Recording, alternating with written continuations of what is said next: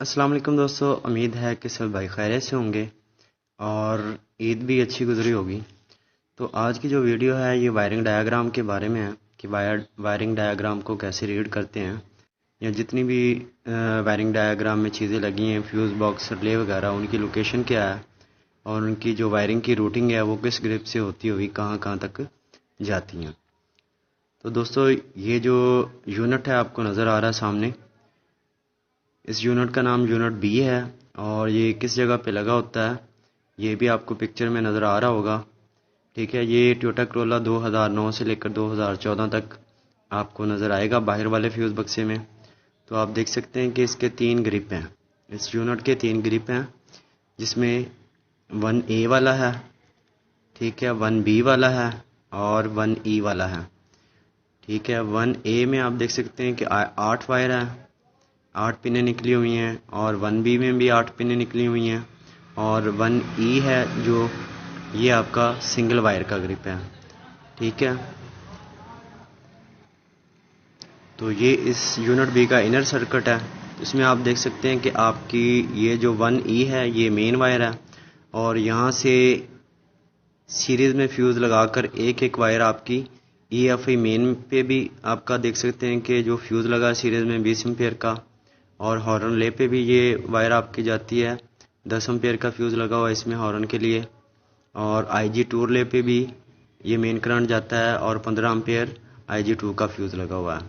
ठीक है, right side पे देखें तो 1A 1 number, 1A 4 number, 1A 3 number, 1A 2 number, इस तरह उसके पिन आउट वगैरह बताए हुए हैं।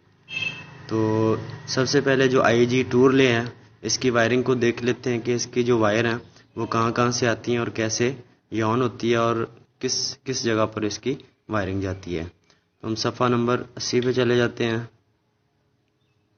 ठीक है, यहाँ पर आप देख सकते हैं कि ये जो IG2 रिले है, ठीक है, उसकी जो एक वायर है मेन करंट, वो तो आपका आ गया 15 एम्पेयर IG2 से।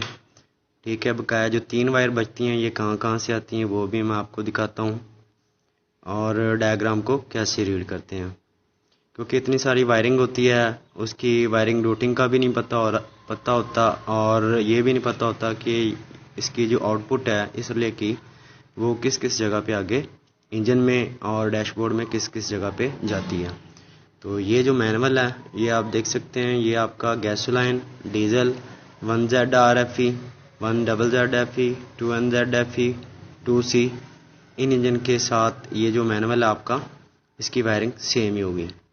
तो सबसे पहले आप देख सकते हैं कि सबसे ऊपर ये आपका फ्यूज़ लगा हुआ है 30 एम्पेयर का AM2 का फ्यूज़ है।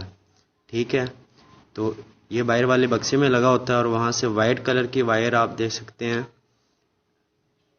जा रही है आगे। तो यहाँ पर AE1 और उसके ऊपर 1 लिखा हुआ है, लेकिन अब AE1 क्या चीज़ है और 1 क्या चीज़ है। ये जो AE1 है ये इसका ग्रिप है, ठीक है, और उसमें जो ऊपर 1 लिखा हुआ है ये इसकी 1 नंबर पिन बनेगी। अब AE1 का जो ग्रिप है ये देख लेते हैं कि इसकी लोकेशन क्या है। तो थोड़ा सा पीछे जाना पड़ेगा। ठीक है जी, यहाँ पे हम देख सकते हैं कि ये AE1 है। ठीक है, ये 3 ग्रिप आपको नज़र आ रहे हैं। इसमें AE1 वाला जो ग्रिप है ये इंजन की तरफ से देखें तो पहला ग्रिप बनता है। ठीक है, और इसमें 1 नंबर जो पिन है वाइट कलर की वो इसका AM2 के फ्यूज़ की वायर है। ठीक है जी, अब AE1 जो ग्रिप है इसमें जो 1 नंबर पिन है वो किस जगह पे है तो वो भी देख लेते हैं। तो सफ़ा नंबर 318 पे जाते हैं।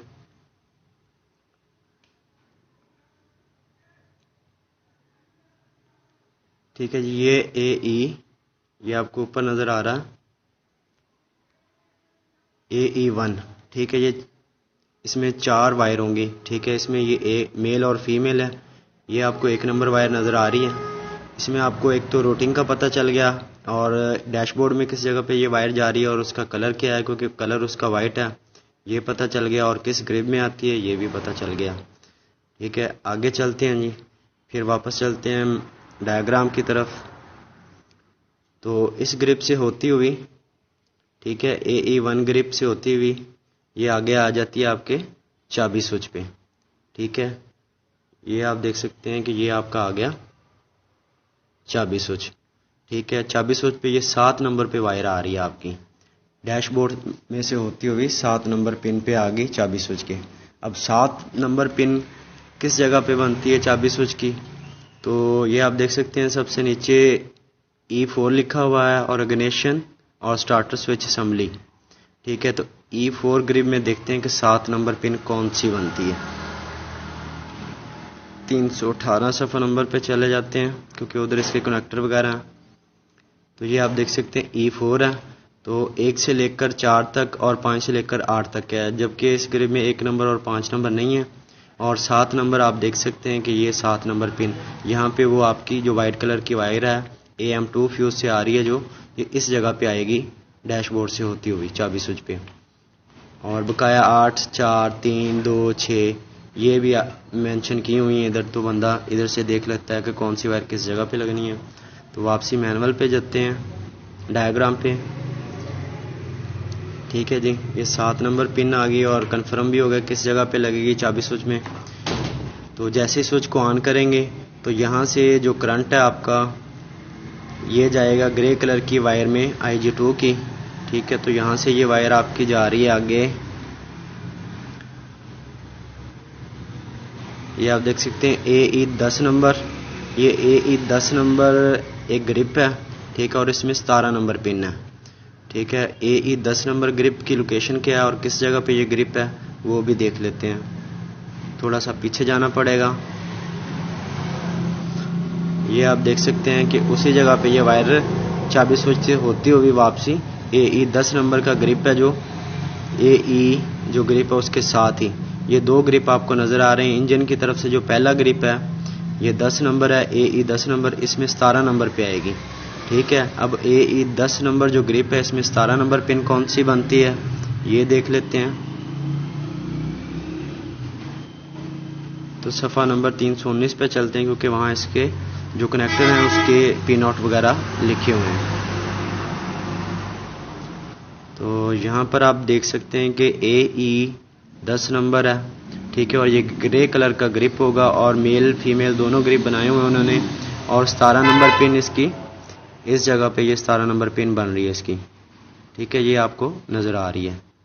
ठीक है, इसमें जो ग्रे कलर की वायर है वो AE10 नंबर में आएगी और 17 नंबर पिन पे होगी। और यहाँ से वायर आगे देखते हैं किस जगह पे जाती है।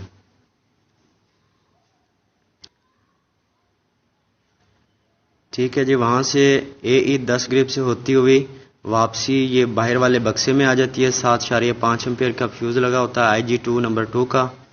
ठीक है, और फिर से ये वायर फ्यूल बक्स से होते हुई IG2 रिले जो कि यूनिट B में आपके IG2 की रिले है यहाँ पे लगी हुई है। ठीक है, तो इस रिले पे चाबी स्विच का करंट आ जाता है और रिले को ऑन होने के लिए अर्थ भी चाहिए। तो अर्थ आप देख सकते हैं कि A1 की जो तीसरे नंबर की पिन है इसमें सफ़ेद तार काली धारी है, इसमें अर्थ मौजूद होता है। और इस अर्थ की लोकेशन क्या है ये भी देख लेते हैं। तो ये आप देख सकते हैं कि यहाँ पे आ गया A1। ठीक है, यहाँ पे A1 वाली जगह पे इसका अर्थ लगा हुआ है IG2 रिले का। A1 की लोकेशन अब क्या है वो थोड़ा सा पीछे जाना पड़ेगा। तो ये 200FE, तो ये A1 की लोकेशन है इसकी। ठीक है, फ्यूज बॉक्स के नीचे जैसे बम्पर आप खोलेंगे तो राइट साइड पे जो सबसे नीचे है ये A1 है, ये आपकी IG2 कर ले इस जगह पे लगा होगा। ठीक है, दोबारा वापसी चले जाते हैं मैनुअल पे।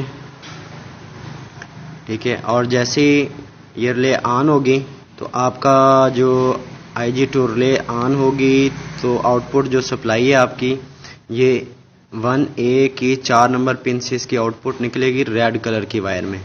ठीक है, और रेड कलर की वायर आगे आपकी जा रही है जी। इसकी रूटिंग भी देख लेते हैं कि ये कहाँ पे जाती है। तो ये जी बाहर वाले बक्से से आगे अंदर वाले ग्रिप में जो कि डैशबोर्ड में लगा हुआ है AE10 नंबर। ये पहले भी मैंने आपको बताया कि उसकी लोकेशन क्या है। उसमें 1 नंबर पिन ये बनेगी रेड कलर की उसके बाद ये आ जाती है 2F, एक ग्रिप होगा, वो भी फ्यूज़ बॉक्स में होगा या कहीं और भी होगा, तो उसकी लोकेशन भी देख लेते हैं। उसमें 4 नंबर पिन बनेगी। ये 2F है और 4 नंबर पिन है, तो वो देख लेते हैं कि उसकी लोकेशन क्या और 2F ग्रिप किस जगह पे लगा हुआ है। तो सफ़ा नंबर 30 पे चलते हैं।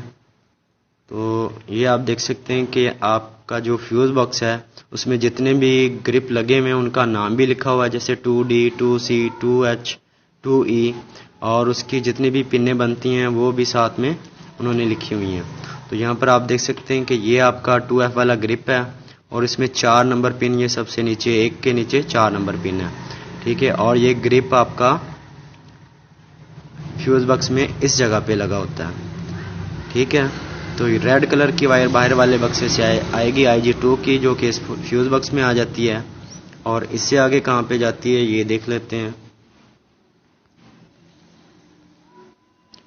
ठीक है जी। इससे आगे ये फ्यूज़ बॉक्स में रहती है और इसमें आगे जाके फ्यूज़ लग जाता है एक 7.5 एम्पीयर मीटर के लिए और 7.5 एम्पीयर इग्निशन के लिए। तो जो 7.5 एम्पीयर मीटर का फ्यूज़ है ये आपकी मीटर में चली जाती है, चाबी स्विच का करंट, और 7.5 एम्पीयर इग्निशन का जो फ्यूज़ है ये आपका कंप्यूटर की 28 नंबर पिन पे, और दूसरा जो होगा वो आपकी जाएगी ब्रेक स्विच पे, और भी मुख्तलिफ जगह पे जाएगी, लेकिन फ़िलहाल इसके लिए सिर्फ यहाँ तक की बकाया डायग्राम को नेक्स्ट वीडियो में देखेंगे। तो इसमें जो ये जो IG2 की रेड कलर की वायर है इसकी आउटपुट और किस जगह पे जाती है ये भी देख लेते हैं, क्योंकि ये रेड कलर की जो वायर है IG2 की, इसकी आउटपुट आपके इंजेक्टरों पे भी जाती है, कॉइलों पे भी जाती है और स्पीडोमीटर सेंसर पे भी जाती है, ठीक है। तो ये देख सकते हैं कि ये आपकी IG2 रिले है, ठीक है। तो IG2 जो रिले है इसके साथ ही जो रेड कलर की वायर है आउटपुट के लिए निकलती है, उसमें से क्रॉस डाल के ये BA1 एक ग्रिप है, ठीक है, जो कि बाहर वाले फ्यूज़ बक्से में ही होगा और इसमें 4 नंबर पिन बनती है। यहाँ से निकल के आपकी ये वायर आ जाती है चारों कॉइलों पे। तो BA1 जो ग्रिप है आपका, इसमें 4 नंबर पिन है। इसकी लोकेशन देख लेते हैं BA1 ग्रिप की।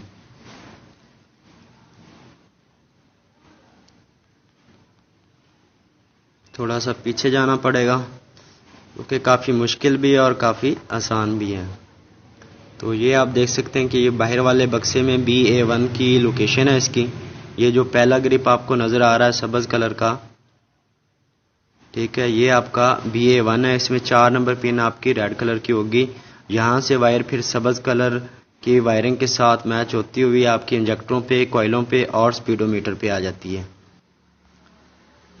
ठीक है जी। वापस चलते हैं सफ़ा नंबर 80 पे।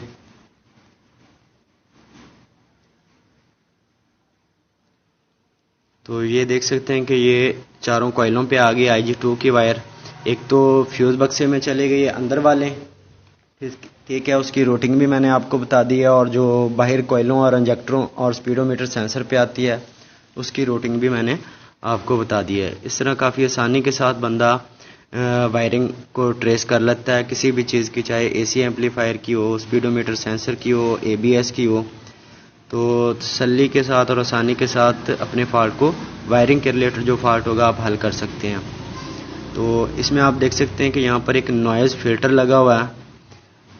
ये कैपेसिटर ही होता है, क्योंकि जो इंजेक्टर और कॉइलें होती हैं इनमें वाइंडिंग होती है, और जब ये ऑपरेट हो रही होती हैं तो इसमें बैक EMF पैदा होती है।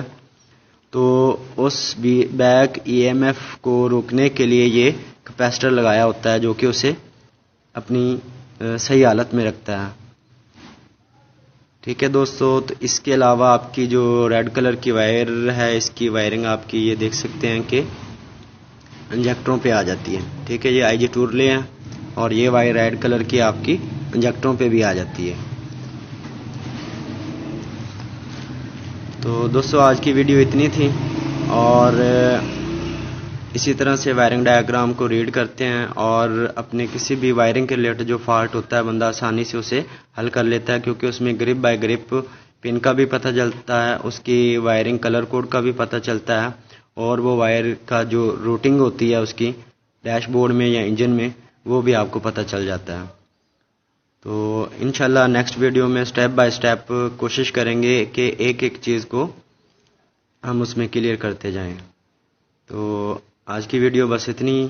दोस्तों, अगर वीडियो अच्छी लगी तो लाइक शेयर सब्सक्राइब ज़रूर कीजिएगा और दुआओं में याद रखिएगा।